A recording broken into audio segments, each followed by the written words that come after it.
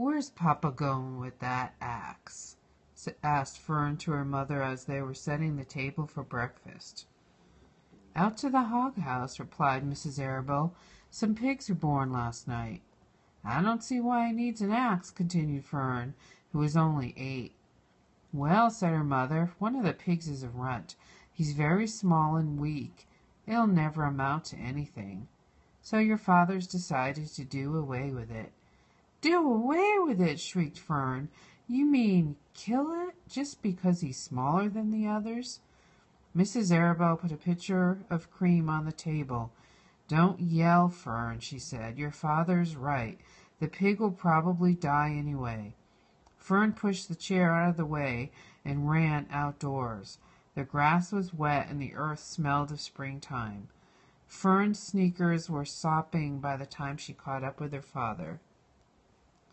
"Please don't kill it," she sobbed. "It's unfair." Mr. Arabelle stopped walking. "Fern," he said gently, "you'll have to learn to control yourself." "Control myself!" yelled Fern. "This is a matter of life and death, and you talk about controlling myself." Tears ran down her cheek, and she took hold of the axe and tried to pull it out of her father's hand. "Fern," said Mr. Arabelle, "I know more about raising a litter of pigs than you do. A weakling makes trouble. Now run along." "But it's unfair!" cried Fern. "The pig couldn't help being born small, could it? If I had been very small at birth, would you have killed me?"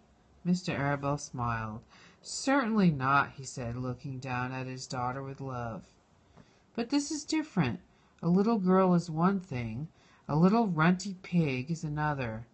"I see no difference," replied Fern, still hanging on to the axe.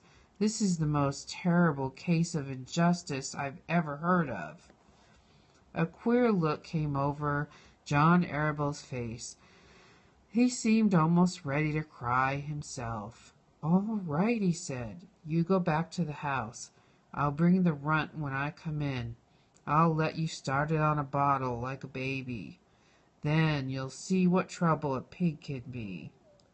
When Mr. Arabelle returned to the house, half an hour later, he carried a carton under his arm. Fern was upstairs, changing her sneakers.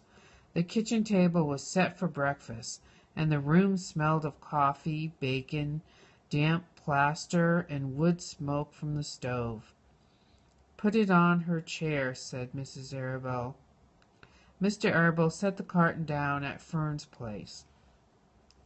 Then he walked to the sink and washed his hands and dried them on the roller towel. Fern came slowly down the stairs. Her eyes were red from crying. As she approached her chair, the carton wobbled. There was a scratching noise. Fern looked at her father, and then she lifted the carton lid, and there inside, looking up at her, was the new-born pig. It was a white one. The morning light shone through its ears, turning them pink. "He's yours," said Mr. Arabelle, "saved from an untimely death, and may the good Lord forgive me for this foolishness." Fern couldn't take her eyes off the tiny pig.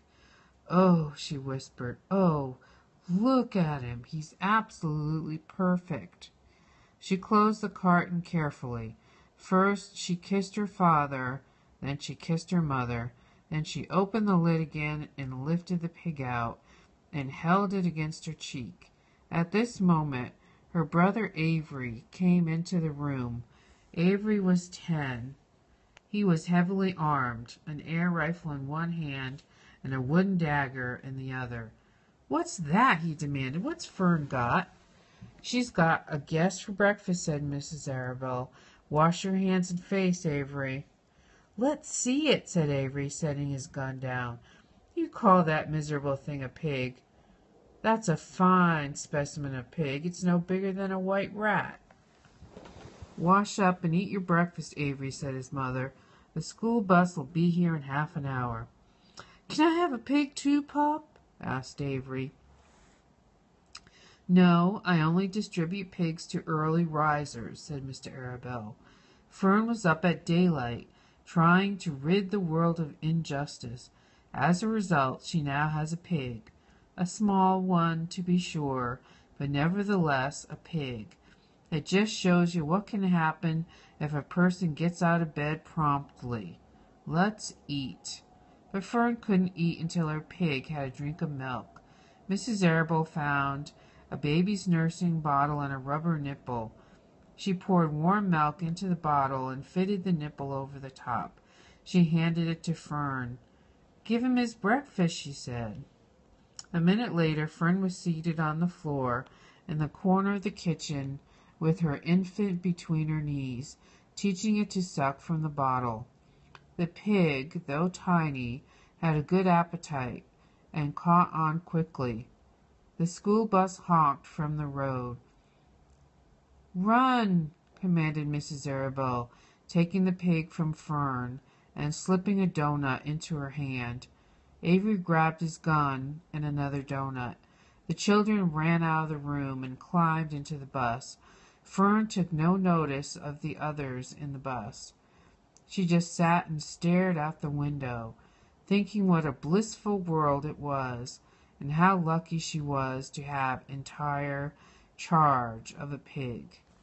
By the time the bus reached school, Fern had named her pet, selecting the most beautiful name she could think of. "Its name is Wilbur," she whispered to herself. She was still thinking about the pig when the teacher said, "Fern, what's the capital of Pennsylvania?" "Wilbur," replied Fern dreamily. The pupils giggled and Fern blushed. That's the end of chapter 1.